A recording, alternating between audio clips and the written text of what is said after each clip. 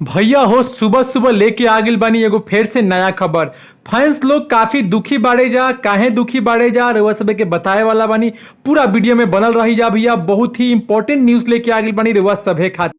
पलक झपकते भोजपुरी के सारा खबर पहुंच जाई रउआ तक। राउर आपन चैनल भोजपुरी स्टार ट्यूब अगर देखो तानी तो सोची मौत, जाके कर दी सब्सक्राइब, घंटा के आइकन के दू हाली जरूर दबा देव। सब खबर फ्री में पहुंची रउआ तक। हो वीडियो के नीचे लाइक के बटन बा, लाइक जरूर कर देव जा और कमेंट में कुछ अच्छा लिख देव जा। भैया हो इंस्टाग्राम पर पवन सिंह के फैंस थोड़ा बहुत हो गए बड़े नाराज यही खातिर भैया कि पावर स्टार पवन सिंह के देवी गीत तो एक से बढ़ के एक आइल और इतना बढ़िया बढ़िया देवी गीत आइल कि का कहे के।